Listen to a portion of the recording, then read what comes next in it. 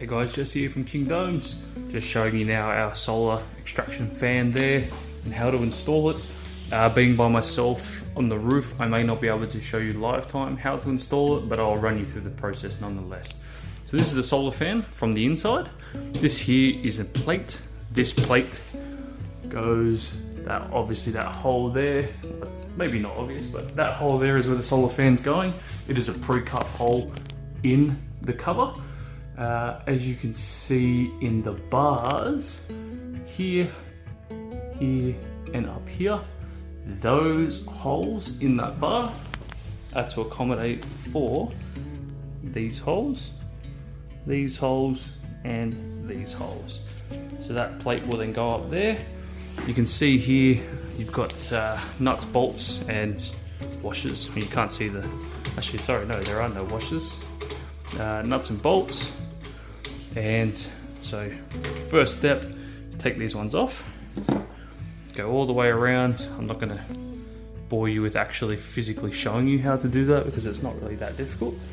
Inside the mechanics here, you have your switch that will feed behind the insulation, in between the cover and insulation via the frame itself. So that's usually long enough so you can feed it to where you want it in its desired location. This section here, this is basically if you want to connect it to power, but as standard, obviously being a solar extraction fan, that's much more the way to go.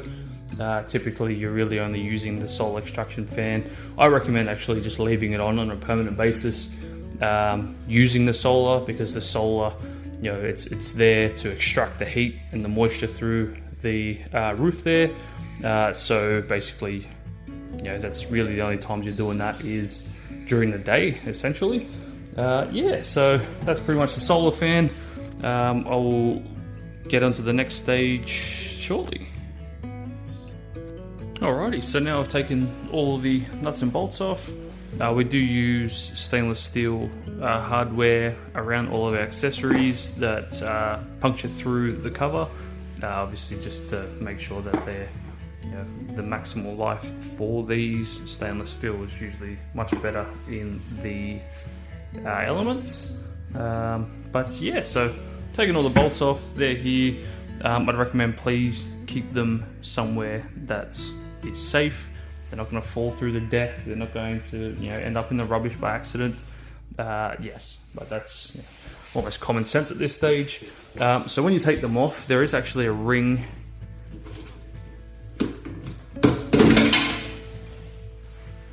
This ring is what clamps and helps to water seal from around the cover when you install the chimney plate. So that's one. Whew, nice and tight. And number two. So next step from there is you want to take this plate off. You have 4 little screws, 1, 2, 3, and 4. These can be accessed from here. Just grab a Phillips head screwdriver and unscrew those. Again, I'm not going to bore you with doing that, so I'm just going to do that off the screen. Alrighty, now taking my 4 bolts. I think I called them screws before, but they are just little bolts. There, taking them out of, actually they are screws. They're screws with no heads. I don't know, let me know in the comments. I don't know what to call this. Screw bolt. They're just thingies that hold the thingy together to the thingy. Beautiful, we'll go with that one. So now this plate can come off. Again, this is the plate that comes on the inside of the cover. So where we are looking right now is where that plate is going. So you just lift it up as such. You can see this has a bit of a rim. These are the holes where the thingies for the thingies go. Oh gosh, I hope that doesn't catch on. Makes me look so, just don't even know what I'm talking about. I'm just winging it now, guys. So great times. So yeah, so now I'm going to get up on the scaffold and ladder, whatever sort of elevated platform you feel comfortable and or that you have at your disposal. So I'm going to get up there and install this plate. Alright, you join me up here on the scaffold there. I've just slid the plate in. Yeah, it'd be a bit difficult to try and slide it in when I've got a phone in my hand. Basically, I just come from the bottom, slide it straight up, making sure that you've put it in the correct way. It will be pretty. It makes common sense when you got it, because two they're exactly the same. And one design may slightly change depending on which dome you've got, but the general gist is still exactly the same. So yeah, so you position it in, grab your hardware, so your nut and bolt. In this instance, we're using stainless steel M6 by 30s. Again, we just mentioned stainless steel everywhere that penetrates through the cover, just because you can see, like, this cover's been on now for 3 days and it is in the morning, so the dew and stuff, obviously with all these openings at the moment, it does get quite wet. So yeah, so you just basically feed through this way, and then just wherever the bolt is. Having a bit of, maybe I can't do this with my phone. Stuck the bolt through. We make it so that the bolt isn't much longer than it needs to be, because then it just sticks out. So then you put your nut on. I wouldn't recommend tightening it too much, just because you may need to do a bit of play. You may experience that these ones may not line up perfectly all the time. My recommendation for that is just to loosen these three so that the pole has a bit of play, so you can twist it, then it pops itself in nice and easy. When I say easy, it's as easy as it can be, basically. But yeah, so that's pretty much how you install the plate. Again, I won't bore you with feeding through all the bolts there, but that's in essence what you do there. And then the next step is having to get out onto the cover. Recommendation, please walk on the frame. The cover can take your weight, but you have the possibility of slowly stretching the material over time, which we do say, depending on where you're located, a good 8 to 15 years. But with that sort of pressure, it will slowly reduce that. But as a worst case scenario, and you're standing here and you lose your balance and then you step here, you're going to be fine, provided you're not wearing footy boots with steel studs in them, because I don't know why you would be, but yeah, obviously sharp objects will go through this. Blunt objects, not really a problem. Alrighty, now all the nuts and bolts are in, plate's not going anywhere. It's time to get up on the outside. So basically what we're going to be doing, a bit of a run through before we get up there. Obviously you can see this excess material going around there. So we're going to get out up on the top. It is safer to sit more so here than anywhere else. There are going to be times where you're going to have to shift to here and here to get the thingies for the things, the bolts slash screws in, and but that's fine. Yeah, I'd recommend just being more so up here than down there, just because the angle. But yeah, so when we're cutting, it's easier to show from the inside. You're going to trace your Stanley knife on the inside, not the outside, because then it's harder for your knife to slip. I'll just show you now. So, but this is from this way, but you're tracing along the rim of this plate so that it's not going to slip and then go that way, as an example. Yeah, so you do that one, and but I'll get onto the roof now and show you guys how to do that. Sorry, just a quick mention while I don't forget. I did mention that these were 35s. That will change. We're currently in a 6 meter. 6 meter means that the poles there, these are 25 mil diameter, whereas our 7 to 10 meter range this will jump up to a 32mm, in which case these will obviously get longer. Just wanted to point that one out there. So for our 5 and 6 meter, we use 25mm diameter bars, and for our 7 to 10 meter, we use 32mm bars. Alrighty, so before heading up onto the roof, we're going to need a few things. So we're going to need a drill with a 7 to 8mm drill bit. That is to penetrate the cover for the holes around there. Not too much pressure, nice and easy, because you don't want to put too much unnecessary strain on the cover there. Silicone gun, that's to seal off around the perimeter there. Damp rag. The clamps themselves need a 13mm socket. What are these called? Wrench. My gosh, wrench. 13mm wrench, 5mm Allen key, your knife, Phillips head screwdriver, the 4 screw bolts that came out that attach the bolts, the frame to the solar fan itself, and then all your nuts and bolts that attach this to the frame as well.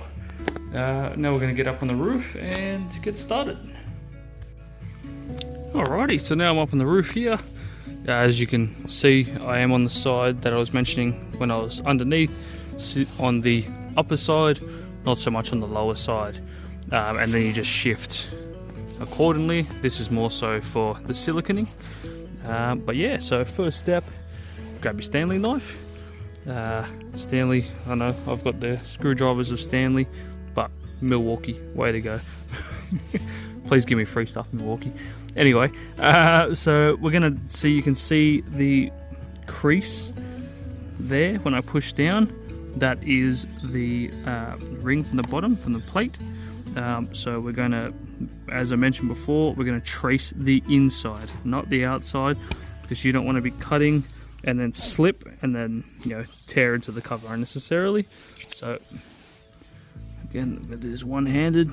Please, I don't recommend doing that, but so you push straight through, and then you just being mindful that those 4 screw / bolt holes will be present. As you can see, one there, there's one there, but as long as you just keep tracing that inside, there's another one there.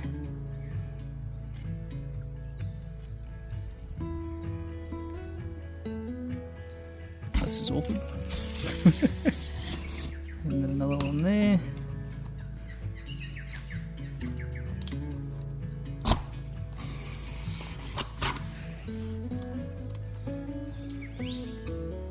Okay, I really need 2 hands for this, but give it a go. Give it a go. Okay, I did it. Please don't judge the shocking cut, because could have done a lot better than that, but it is what it is. Let's just pull it now. Beautiful. Look at that. Nice and easy. Now you can see it's hole 1, then there'll be obviously 2, 3, and 4. Next step is to grab your drill, which is here. I've got everything in a tool bag just so it's all handy. It's not going to fall off the dome. That's such a tedious process getting up and down. It's not, but it's time consuming. So you're gonna find your first hole. Mind the bird crap there. Obviously, being out in nature, what do you expect? So I found a hole, which is somewhere there. Beautiful. So I found a hole. So on your drill, again, you don't have to force this. You just let it do its thing. Pop through. Try and remove some of the burrs there. Hopefully you can hear me. If you didn't, I just mentioned try and remove some of the burrs, and then that's where your nuts and bolts, which are in my pocket. So these ones are going to go through this hole, but through the plates there. So recommendation again is you want the plate. Obviously I am coming up to the center. I'm sitting pretty much on the skylight as we speak. You want this to be more so up and down rather than side to side. That's pretty much just to maximize its sealing capabilities. It will still seal, but when you tighten these two, these ends tend to flare up ever so slightly. We do silicone, especially when it's hard to see from the perspective, but you can understand what I mean. The water runs down. If this is lifted up, you'll have to put more silicone here. Whereas if you turn it this way, then the water will just run. So we run silicone here. We also run silicone here, and then the opposite. So we run it here and then here, just because the water will run down. The penetration with the bolts, if the water was to get underneath, then it can run through the bolt holes. So that's why we silicone up here and down here. You can just go overkill and go here as well. I typically just pump silicone through this whole gap to seal this entire area anyway. Just that's where the damp rag comes in, so you just wipe it all nice and clean. You won't see this anyway because you're way down there, but yeah, better, you know, you do it once, you do it properly, so you may as well do it properly. Yeah, so I can't obviously show you this section because I need both hands to do this, but so you find the hole, use that as a guide. Actually, sorry, recommendation, drill 2 holes, then you can put the bolts in. Don't have to tighten them yet, just put them in, and then that's your guideline. So you drill a second hole, which I haven't done, which is pretty poor effort from my end, but second hole, then the subsequent holes will line up automatically, so that you're not trying to find the holes. Just a bit of a, you know, speed up the process a little bit. And the same thing with the secondary one. So I'll get onto that one and then catch you back up to speed with the next steps. Alrighty, now all the nuts and bolts are in. Just time to tighten them. Allen keys on top, wrenches on the bottom. You just tighten it, nice and easy. That looks good. Looks nice and clean. So I'll get onto that one and then onto the next step, which is siliconing. Alrighty, so now we're ready to start siliconing. The first thing you want to do is just make sure that the area is nice and clean, free from all the burr that you've just created from the drilling of the holes and any bird poo. No, I probably should have grabbed it. Oh, my thing's a bit wet there, give me a sec. Alright, so now we're ready to silicone. Just before you silicone, just make sure you remove any of the burr that you created when drilling the holes there, and we're ready to go. So as I mentioned, we're going to silicone up the top here, just remembering that I am sitting on the skylight, so it's the highest point. So you silicone this area, and then you silicone in this gap the entire way around. And if you want, you can always just silicone the bottom here as well. So outside and inside, making sure you get right up to where the PVC cover meets this frame, so that is completely sealed. Try to make sure you're not getting silicone in these holes, but nice and easy. I don't think I really need to show you guys how to silicone. It's just, yeah, pretty straightforward. Just go to town.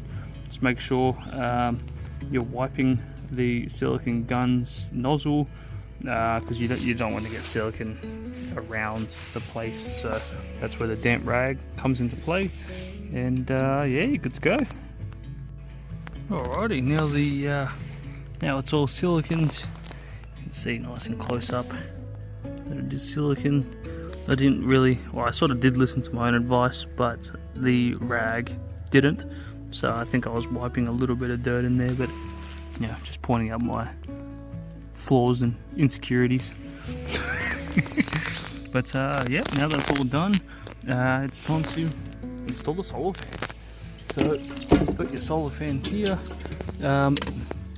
See the cables all on one side.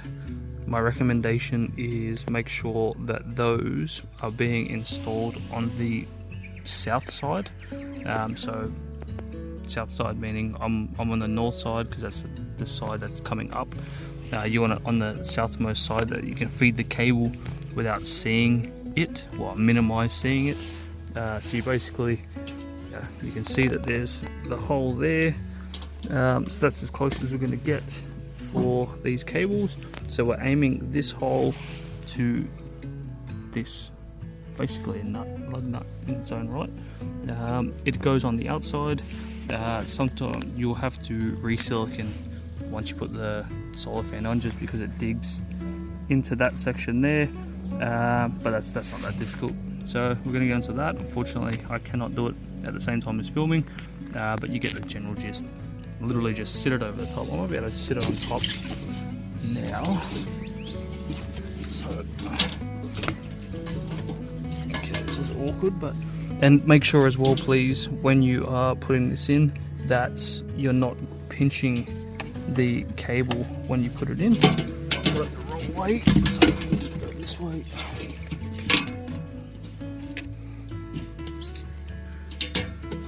So, hole is lining up. Pop it on. Yeah, so see this, make sure the cable does not get caught like such. You can see from this angle at least, there's the hole. Just turn, oh, there she is, beautiful. Just turn it till you get to the hole, and then you feed your thingies that tighten the thingies in, and that's essentially how you install a solar fan. Like I said, so you can see that some of the silicons come up. You can either just run another line of silicon. You probably may as well just run a line of silicon, but then just spread that out as well. And that's how you install a solar fan. So I'll get onto that one and then show you the finished result. Alrighty, and that's the solar fan done. It's, obviously you can see there's no cables around, so it's all running off the solar. It is spinning substantially faster than what you can see on the camera there. But yeah, that's essentially how you install a solar fan. A couple suggestions. Again, like I said, make sure that cable is south, not north, east or west, or it can be, like, depends on where you want it. Wouldn't be north anyway, because then you would see the cable in the skylight. But east west, if you want it to be over here near the door or something, pretty much directly underneath this is where a bathroom is going. So I've put the solar fan has been positioned there, and then we'll probably just run the cable somewhere around here. The solar fan is universal for all of our sizes of domes. The solar fan does not change. So the cable, obviously for a smaller dome, sometimes we just like zigzag it around the poles, and then for a 10 meter, it's got enough length to get you sort of to your second tier there. But I think the only other thing I can think about is when you're putting the things that tighten the things to the things, the screw bolts. Sometimes when you're putting them in with the solar fan, you may need assistance from someone inside, pretty much where I am now, to push the plate up or down. There'll just be feedback, talking to each other inside and outside, because both parties can sort of see to a point the direction the bolt is going. If it's sort of coming in on an angle, then it will thread. So you want to try and get it nice and straight to the nut hole there. But other than that, it is pretty straightforward. It's a little bit time consuming, but as long as you got good weather on your side, you get it. And nice and easy. It's all easy. Alright, this is Jess from King Domes, showing you how to do a solar fan. Cheers. Actually, sorry, one more point as well is make sure it doesn't have to be fully tensioned, but at least have the tension bars in, because if you cut that hole and there's still a bit of excess material up the top, then you're going to get a bit of a sag, I guess, on top of the solar fan. So you want to at least get the tension bars in, so you can see these. Oh my gosh, this is weird trying to do it backwards. These tension bars are all in, and then specifically underneath the solar fan. The same thing with the porthole, but the porthole window, because it's further down on the dome there, I actually recommend getting it tensioned. It doesn't have to be. Now we do 3 tensions. First tension is not including getting the tension bars in. Then the first tension should be suffice for the porthole. Better safe to go on the second tension. But yeah, that's pretty much what we're doing. We're not talking about the portholes, we're talking about the solar fan. Solar fan, just get the tension bars in so that you have an idea of where the cover settles itself, and get started. So, just King Domes, signing